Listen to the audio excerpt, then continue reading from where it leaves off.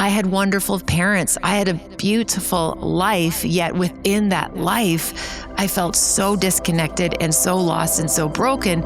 And this was the first time that someone said, the pain doesn't have to make sense. We all love a good comeback story.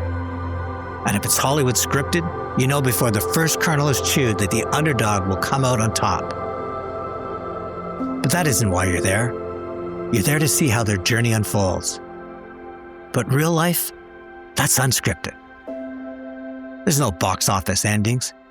Even the most valiant efforts, the ones that earn our admiration and cheer, don't always lead to coming out on top. A lot of substances, using a lot of antisocial behavior as coping, and I felt that I was always walking on that edge. And then there's those who come back against all odds. And my vehicle crashes through the ice, and my vehicle sank in the Otonabee River with me trapped inside. Against society's conventions and expectations. And my belief after doing Chatter That Matters for 5 years is that those who find their way back, trauma or abuse or health issues or abandonment, circumstances they never signed up for but had to overcome, well, they value life differently. Now, this isn't a scientific study, simply what I have observed. And within that group, some also find themselves ordained to give back, to heal, to help others win their trials in life. That their pain and their journey has led to their calling. That moment, that experience was so significant as a turning point when all of a sudden, my miracle was in motion. I had this second chance and I wasn't going to waste it. And my guest today is on such a journey. Her name is Dr. Robyne Hanley-Dafoe. She's one of the most trusted voices in resiliency, stress, and navigating life's hardest chapters. I wanted to pay it forward. I wanted to give other people a sense of being able to live hope-filled, even when all hope was lost. But before her best-selling books, The Doctorate, and the packed keynote stages, she was a teenager who couldn't see a future, a high school dropout, involved in a serious car accident. She found herself as a young girl caught in an adult psychiatric ward. She was a girl who believed she wasn't worth saving. So do me a favor as you listen to her story, walk with her, and then ask yourself, is this a comeback or the slow becoming of who she was always meant to be, a healer? You have to have a home team. You have to have people in your corner. We were not designed to try to do this all by ourselves.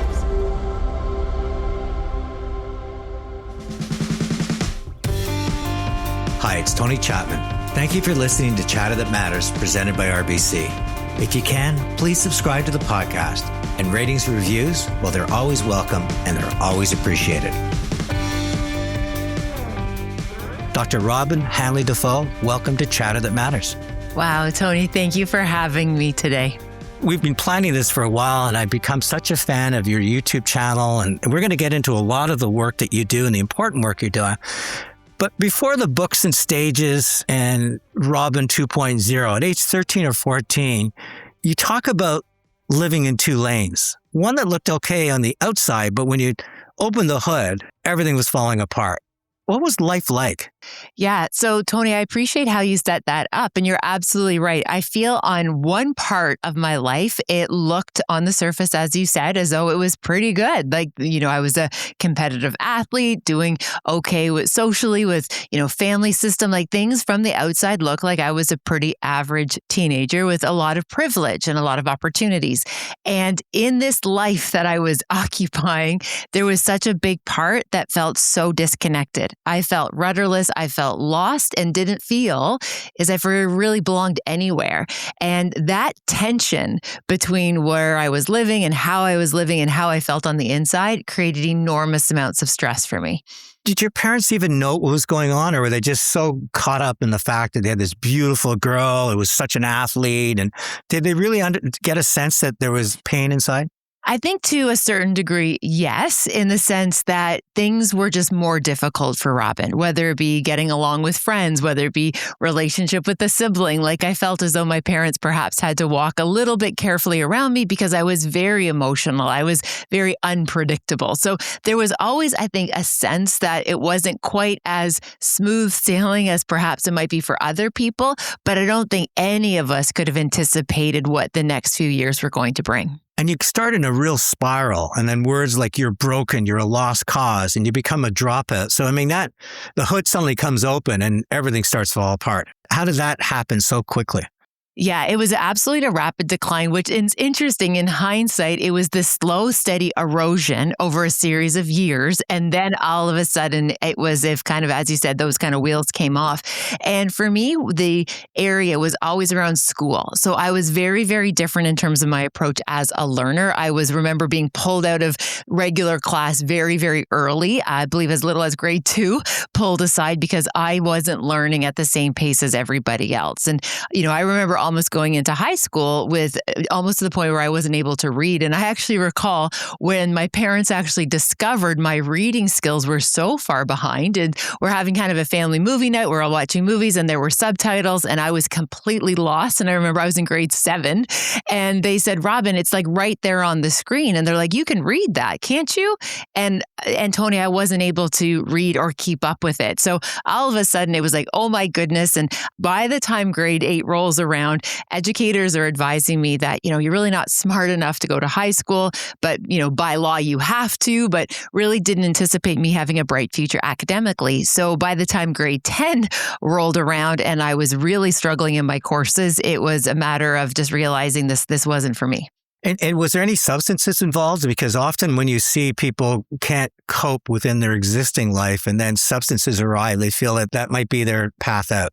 Substances, yes, but also it was so much about peers. So I started kind of hanging out and associating with a peer group that had very little expectations on themselves and for others. So I started to hang out with people in the fray, people who you could say that society had already rejected and they were finding their own ways of coping. Now, for me, there was always that tension though. Like I grew up in a pretty solid household, so I had a very strong sense of right and wrong and what you ought to be doing, probably not ought to be doing. So Tony, for me, there was this exposure to groups who were using a lot of substances, using a lot of antisocial behavior as coping. And I felt that I was always walking on that edge. So yes, I navigated some complexities around my own addictions that grew from that piece. But what's very clear to me in hindsight is that had I been picked up by another social group, so to speak, if I had different friends, different exposure, I don't think that it would have been as slippery of a slope as it was for me. You're hanging with the wrong crowd. You're really starting to get lost into their world versus the world that certainly your parents and your value system had taught you. And it gets to the point where your parents are running out of options and they put you in an adult psychiatric ward because there was no beds available. It must have been in a pretty bad shape.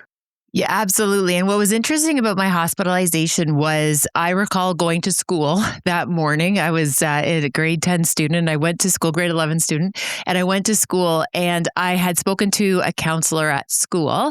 And this woman, her name was Kip. And let me tell you, I have so much respect for our social workers. And she was the one that basically raised the flag and said, this is a child who is at risk. And Kip actually drove me to the hospital. What was available in terms of the community that I lived in, Tony, was that there was a bed in the adult facility. There wasn't a youth facility. There wasn't as if there was somewhere kind of else that I could go. And so that's where they started me. Do you feel you were at risk? You were at that point where you're questioning whether this was a life worth living? Is that what she was worried about? Absolutely. And what was so significant, and I remember talking to other therapists post my experience. And the question I also get asked by community members, again, as the work that I do, is like, when do we call it? When do we say, like, as parents, as supporters, as grownups, we're worried about our teenagers' mental health? And I remember the moment in terms of when I actually asked for help in a pretty significant way in that moment with Kip was I was scared. And I say this to families all the time. When do you seek help for your teenager? It's when you feel scared. Like there's that point, there's this threshold, there's this tipping point where all of a sudden this is getting out of hand. I was in a very, very toxic high school relationship. And I appreciate some people look back and they say, oh, those high school relationships, that's not love. Those are just like, rites of passage. They're just kind of these experiences. But Tony, I was in such a dysfunctional relationship and I was scared on many levels. And so Kip was the one who said, this girl needs help. And you're in the hospital and you get a book that I was actually given a long time ago, Man's Search for Meaning. You feel that it was one of the most important pieces of literature you've ever read. So I recall a very kind gentleman at the hospital sharing this book, Man's Search for Meaning by Dr. Viktor Frankl. And first and foremost, I hadn't ever read a book, right? I never remember reading a book cover to cover. So this was my first experience. And for folks who are familiar with that piece of work, the book isn't actually quite long. It's actually a short, small little book. And the most significant moment for me looking at that text, Tony, was when Dr. Frankl described pain, and he was introducing his concept of logotherapy. And he said, it doesn't matter if, it takes up a small part of your life. To the person who's experiencing pain, it's all consuming. And he described it as like a gas, that when you put gas in a container, it fills up every single edge. It takes the whole space and it covers it through and through. And it doesn't matter if it makes sense to other people. It's what that person experiences, because part of my tension for me was I had wonderful parents. I had a beautiful life, yet within that life, I felt so disconnected and so lost and so broken. And this was the first time that someone said, the pain doesn't have to make sense. The pain sometimes is outside of our control. We might not understand it. It's how we show up in it is going to determine our future. And then to make matters even tougher for you, you're in a pretty serious car accident at age 16. What I understand, it was life-threatening almost.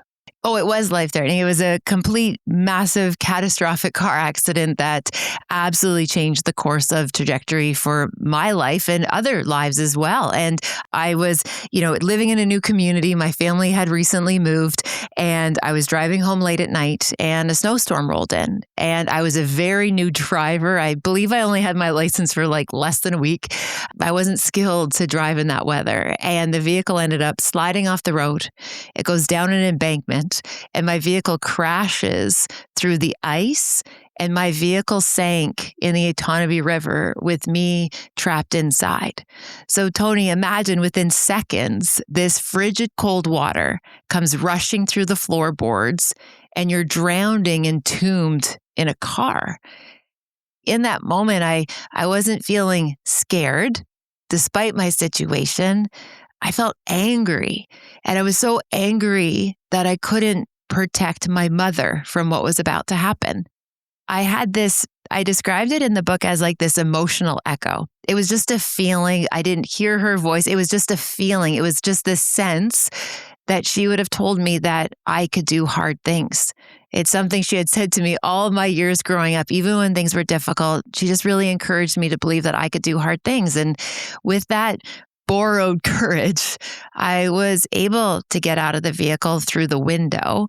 I was able to make my way, and I wasn't even sure which direction, Tony, to swim. They estimate the vehicle at about 20 feet underwater. But in that moment of trying to decide where to try to escape to, I remember letting go of all the breath that I was holding because I knew my bubbles would rise in water. And I remember swimming after those bubbles, jeans, winter boots, winter coat, just trying my best, fighting for my life. And I was able to get to the surface. And anytime I tried to pull myself up, the ice would break and I'd fall back in. And I just kept doing that over and over. But thankfully, that night, there was a gentleman by the name of Joseph. His name was Joseph Todd. Just a random guy in his 30s driving home from shift work. And he just happened to see my car tracks in the snow. And he drove along that side of that road. He sees me. He pulls over his pickup truck. He grabbed wood and a chain from the back of his truck. He used the wood to make an X, Tony, to support his body weight. And he crawled out onto that ice. He slid out the chain. He wrapped it around my body and he dragged me to shore. So he was awarded the Governor General's Award for Bravery, which is the highest accommodation for a civilian for risking their life to save a stranger. So that moment, that experience was so significant as a turning point when all of a sudden, my miracle was in motion. I had this second chance and I wasn't going to waste it. You're saved, you got a second lease on life, but you also unleash a lot of what's going on inside you. Absolutely. So I was able to have the supports, and I had supports in certain places and spaces, Tony, prior to my accident. But after the accident, I think the biggest differentiator was I showed up for the treatments. I showed up for the intervention. Before, I think there was a component that was just going through the motions. And yes, my family was trying to get me supports before my accident. But after the accident, what significantly changed was me showing up.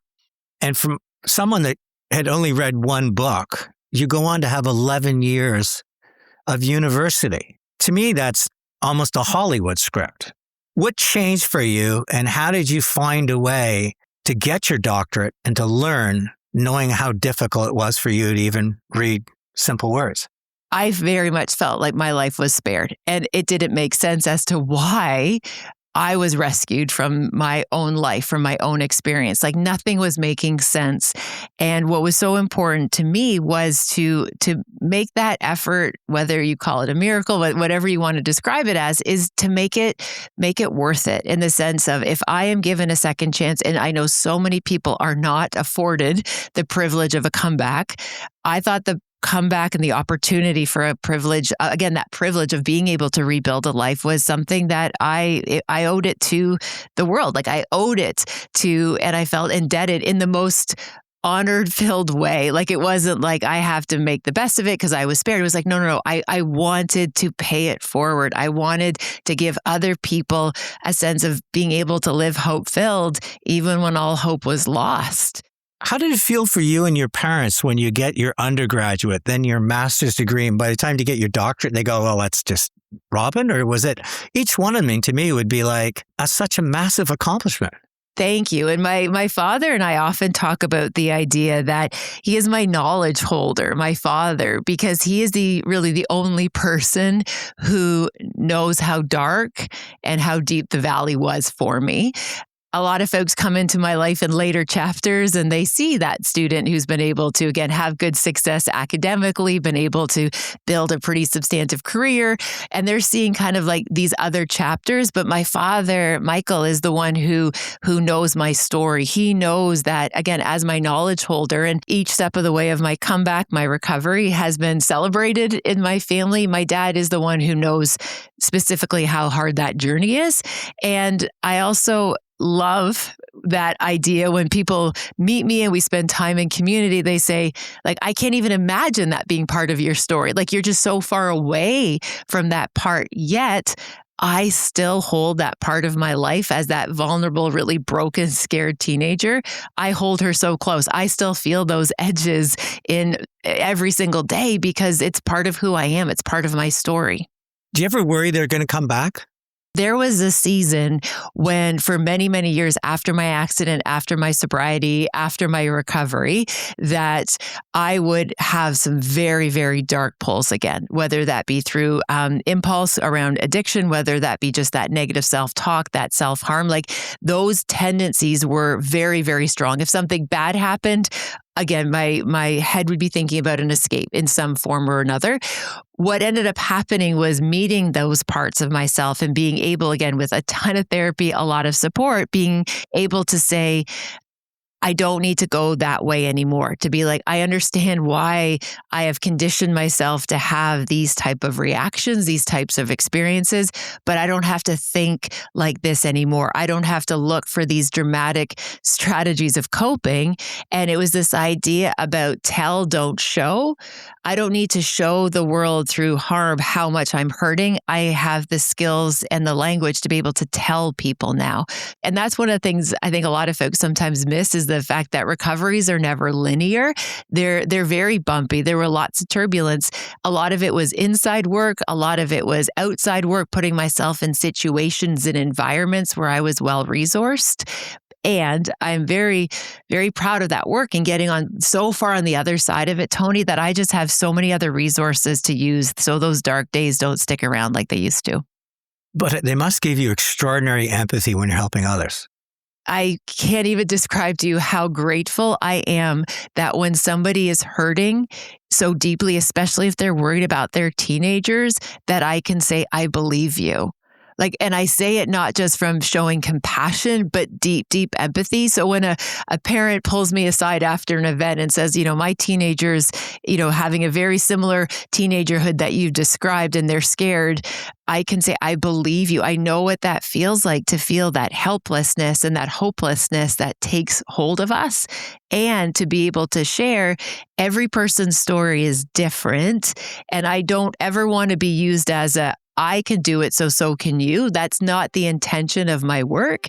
What I want to be is able to hold space and to say, I believe you, and I could feel it, and let them know that there are so many different roads to recovery. There are so many different ropes of us being able to find futures, and we just need to keep showing up. Time and time again, I've had people on that have gone through such trauma and then end up going back saying, I'm going to help others with their trauma. And I've asked this question before. Do you ever worry by taking on their pain and the energy that they're giving because they're looking for help, they're looking to release that pain, that it's going to, in fact, inject something into your world that you can't deal with? Because you can't possibly just say it's easy to compartmentalize after having a session with a client. I can just lock it away and go back to being a normal person. First and foremost, I don't share and disclose and engage with people on themes or concepts or ideas, Tony, that I haven't brought full circle. So if I am actively trying to get some sense of closure, or if I'm working on some unprocessed emotion or an experience, and somebody comes and shares with me within that same sphere, I'm going to find a way to politely step back, find another resource to share with them if I am actively in that issue. So things that I have brought full circle, that I have experienced closure, that I have processed, I can sit in that space with people for a very, very long time and not internalize it. If I'm actively in an emotion or an experience and that person is coming with something very similar, I'm going to find a way to step outside of it. We return. Robyn shares a story about one of her boys coming home after first year university and saying, Mom, it's not hard to be great. And then she unpacks what he meant, and it wasn't in any way a position of arrogance. But I guess my question is, why is he the exception, not the rule? And of course, stick around for my 3 takeaways. Hi, this is Tony Chapman. I want to talk to you about what RBC Wealth Management is doing to support healthy aging. Old age is becoming old news. We're living longer, and planning for our future means we need to integrate health, wellness, and our financial matters. RBC Wealth Management is partnering with leading experts and organizations like the MIT Age Lab, the National Institute on Aging, the Women's Brain Health Initiative, Elder Caring, and the Women's Age Lab. Why? To provide you with comprehensive resources covering every aspect of you aging well. This includes support for your physical and mental health, caregiving, maintaining financial stability, and preparing for later life health issues, ensuring you can age safely and comfortably, and ideally in your own home. With RBC Wealth Management, you create a personalized plan that adapts as your needs change, giving you peace of mind and security. Visit rbcwealthmanagement.com and learn more about healthy aging and start planning for your future. Healthy aging? Well, that matters to you, to me, and to RBC.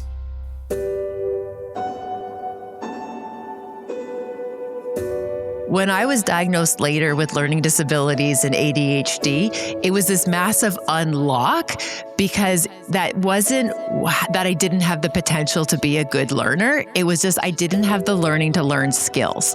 So once I figured out what supports I needed and how my disability was present in the school. It was like this, honestly, it felt like I got the cheat codes on life. I'm like, oh my gosh, this is actually so simple when you have the right accommodations and when you have the right supports and even knowing what you were working with. My guest today is Robyne Hanley-Dafoe. It's one of the most extraordinary comeback stories, from a high school dropout to a doctorate, a healer, bestselling author, and keynote speaker. I hope you're enjoying her journey as much as I enjoyed interviewing her. Robyn, I want to move to again, what I love about your story is someone that couldn't read subtitles at age 7.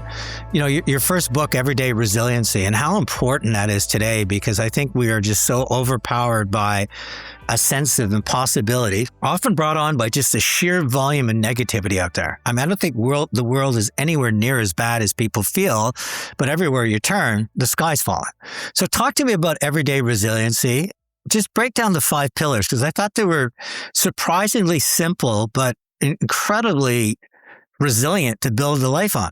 If you imagine this as the foundation, so this isn't necessarily the habits, the routines, and the rituals, the how to do it, but this is what it's built upon. Number 1 is belonging. You have to have a home team. You have to have people in your corner. We were not designed to try to do this all by ourselves. We need to be part of community. So having that sense of belonging, that sense of people in your corner, but also people that you want to protect, that you want to look after, that you show up even on hard days because these people are counting on you, whatever that home team is. Then we saw perspective. And what's interesting about perspective, people often say, well, can't we call that mindset or attitude? But to me, perspective is this alignment between your head and your heart. It's the mindset, yes, but it's also holding space for the intuition. We are deeply wise when we slow down and listen to our intuition. So perspective is that kind of parallel of both. The third variable is acceptance, working within our controllables. And one of the biggest, again, the misconception I often see, Tony, is people think it's approval.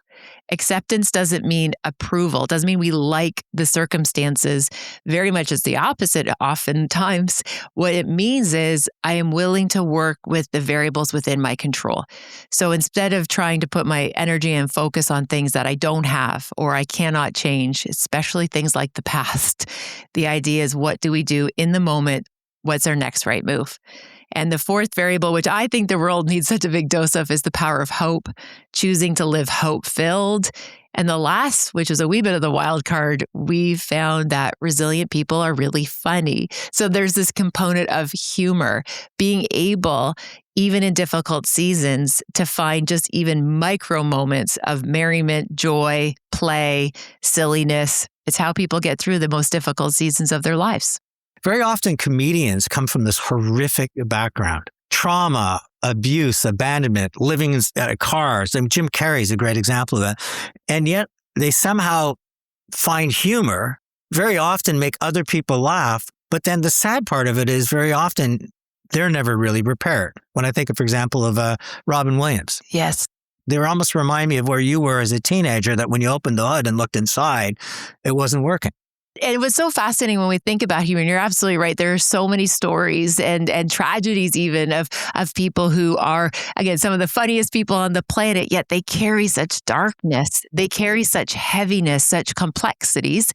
And one of the things that we see is there's a physiological and the psychological reason why humor is a foundational pillar here, Tony. And that's because, for example, when you laugh, your body releases a natural tranquilizer. So for that moment in time, your pain receptors are blocked.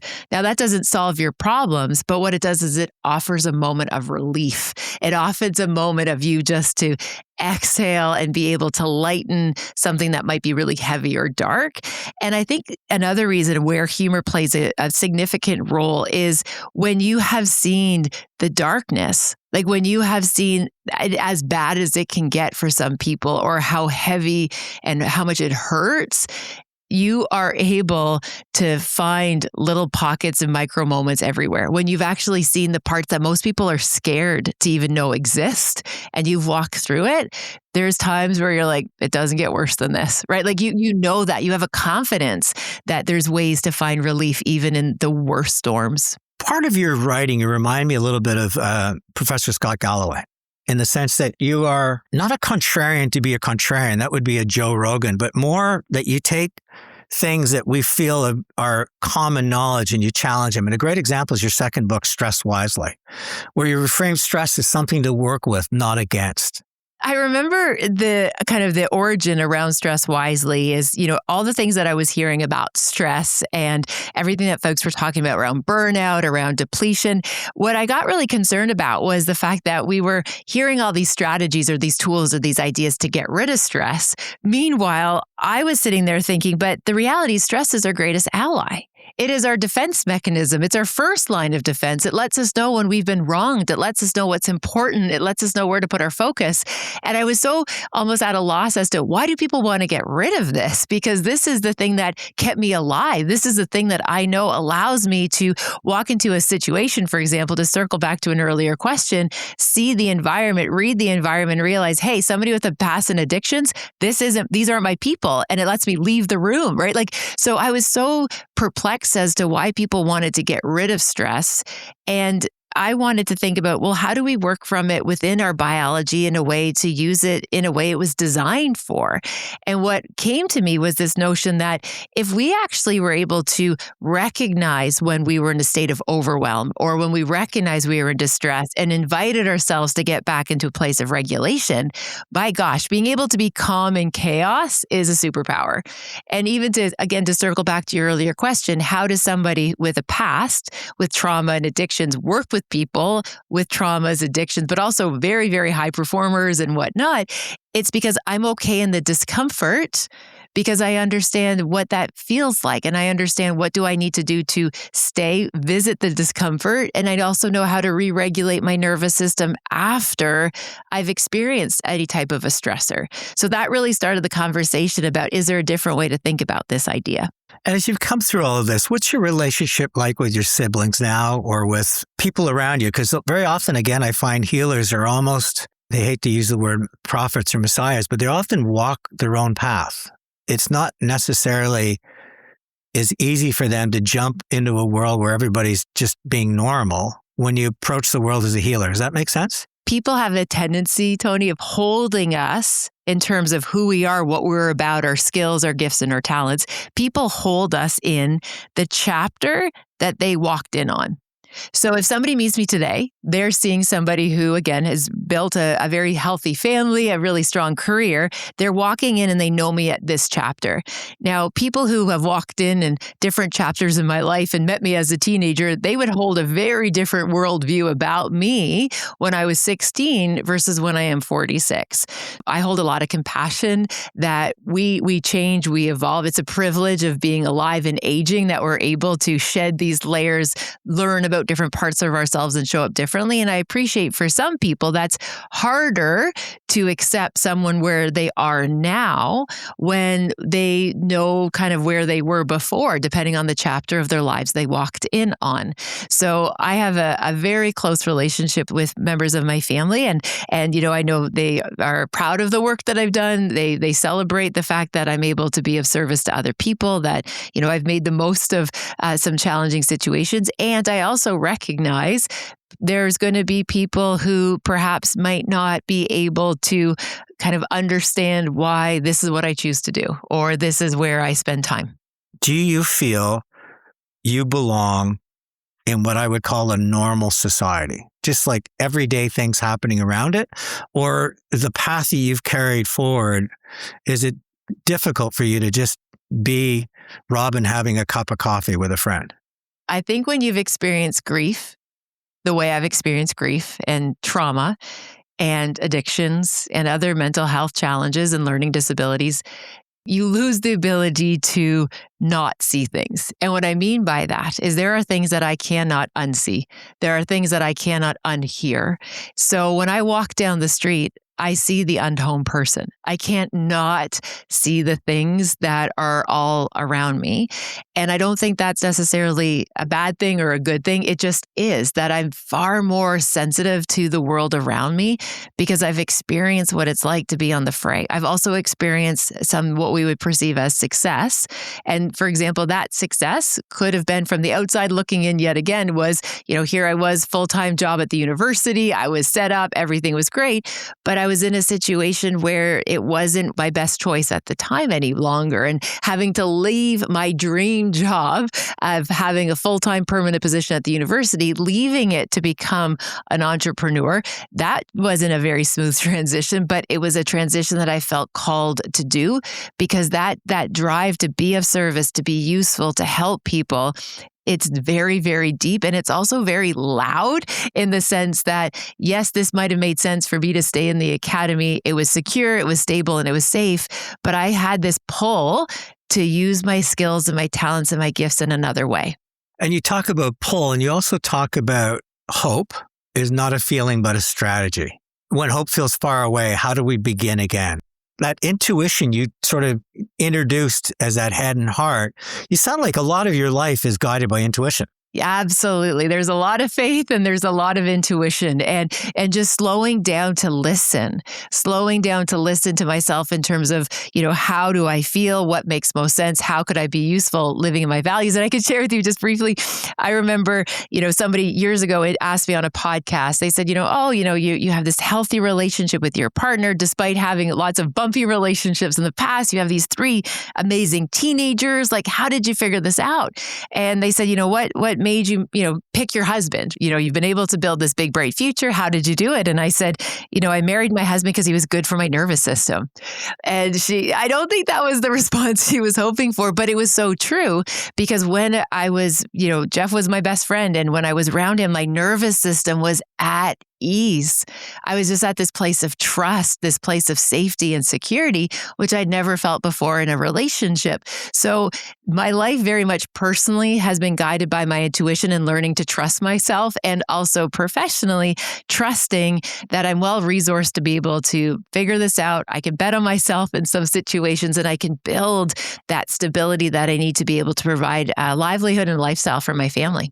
Robyn, you're talking about I hope so. And I have a question. I believe we're going to be talking more about horrific job losses because of AI in the future than we ever talked about climate change. And the difference is those job losses are now, they're immediate. They impact my life, my livelihood, my dignity. I often said, no matter whether you like work or not, it gets you out of the house. It gives you new stimulus. It gives you people. It gives you social connections. It gives you a chance to buy your kid a bicycle. We're going to need people like you to try to help us navigate a life of unwork. And what do we do to fill that time to feel that we're human, that we have purpose and there's pursuit?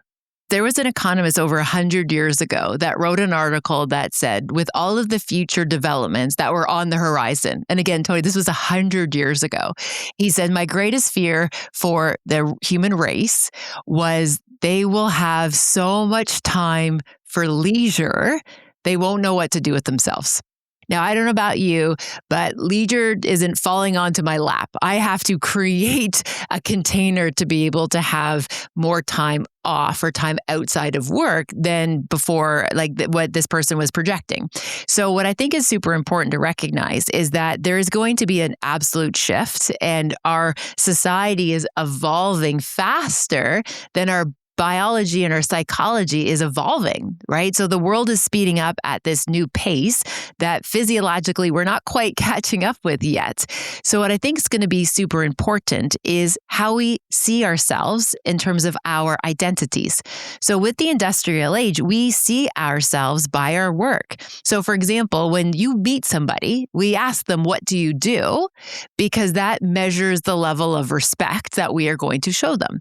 So if somebody says, oh, I am a petty thief and I steal change from cars and that's how I make a living. We're going to have strong judgments about somebody that's their way of supporting their family. Even though they are supporting their family, we're going to judge what they do. If somebody says, oh, I'm an accountant, I'm a financial planner, I'm a surgeon, like we hold this degree of respect based on what a person does. Now, with that system changing, I think what's going to happen is we're going to have to untether our identities with what we do. And what I mean by that is we won't be able just to use these titles anymore to be able to kind of have social currency, which I hope is going to level us up where we are identified by our actions, by our values, how we treat one another, how we look after one another. And to me, that's life 2.0, right? Life 1.0 is around the kind of, you imagine that old board game, right? Around the track, we have the job, we get married, the house, the 2 kids, there you go. That's the first lap.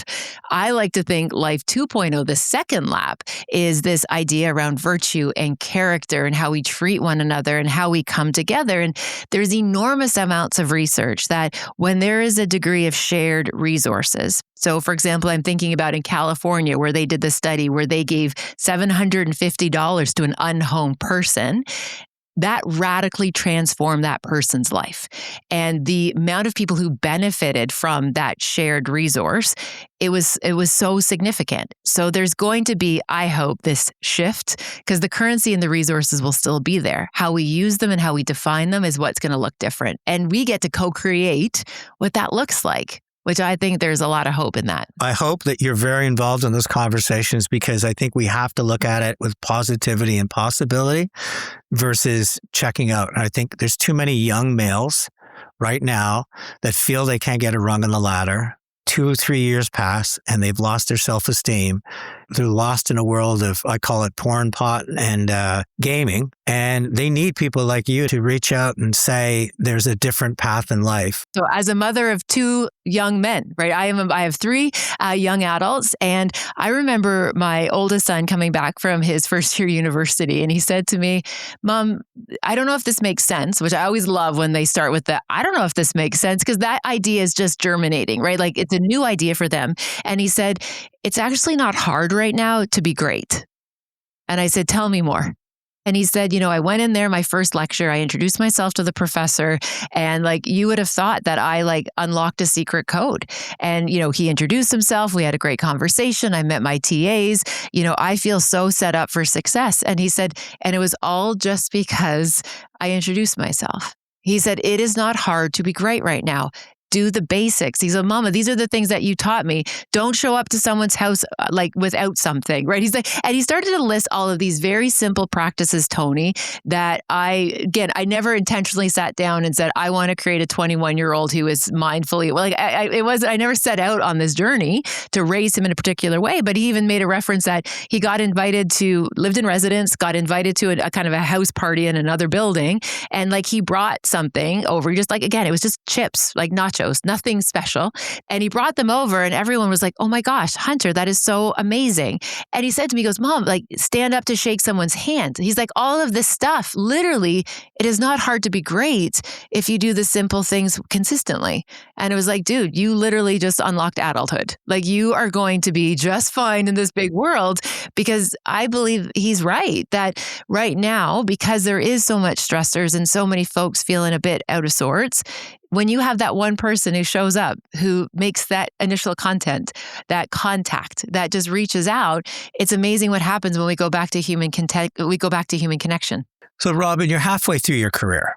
What do you hope to accomplish? You've done so much already, but do you look far in the future and kind of say, this is where I'm heading? Or are you more, I'm just going to focus on what's in front of me today? Tony, I oscillate between you only live once, have fun, enjoy it all, and I want to be thinking about the big, bright future. So I oscillate. So some days it's just thinking about the moment. Other days it's having that long-term view. And what's so important to me and where I want to spend my energy and my focus moving forward, and this very much aligns with where my research goes as well, is right now I think it's time that as a collective, we need to get our hopes up. and I want to help people get their hopes up again. And so the next body of work that I've been doing, it's actually titled I Hope So, How to Choose Hope Even When It's Hard, because I really believe hope is the remedy right now in a world that is so unwell. So, Robyn, I always end with my 3 takeaways. And the first one is how belonging has really helped you with your journey. At the beginning, you belonged with the wrong people. You ran with the wrong crowd, the bad boyfriend. And then all these Yodas appear. The guidance counselor that takes you to the hospital, your mom that said you could do hard things, and your dad that was the knowledge keeper, and the person that gave you the book, The Meaning of Life, and then Joseph, who comes out on the ice and saves you, and your husband, and it's really interesting that you've opened your heart to these people along the way. You don't rely on them, but you certainly benefited from them. The second one is the sense of we judge people by the chapter we walk in, which is such a beautiful way of describing it, because it's really all about biases. And it's very hard to change people sometimes when you've locked yourself in a certain way. And it's interesting that as you start going through the chapters of your life, if I just met you, and when I first saw you on stage, I was blown away. I had no idea what was behind what you had to say. So it's wonderful to open our minds to realize there's much more to the individual than meets the eye. And then the final one I really liked was the sense of the way you describe pain like gas. It can fill you all the way up, but you don't have to necessarily understand it. Even the way you relate to the world that says, as long as you accept what you have to deal with, it's such an important role in the way of sort of healing in your journey forward, as opposed to being overwhelmed with it. And the last thing I want to say, it's probably cheating by saying the fourth thing, but you said, my life was spared. I think the world's better for it. I love the fact that your next piece of work is called I Hope So, because this world needs a lot more hope, and a lot more positivity and possibility, and a lot more Robyns. I really mean that. So I'm so happy you joined me on Chatter That Matters. Thank you so much, Tony, for having me. Once again, a special thanks to RBC for supporting Chatter That Matters. It's Tony Chapman. Thanks for listening, and let's chat soon.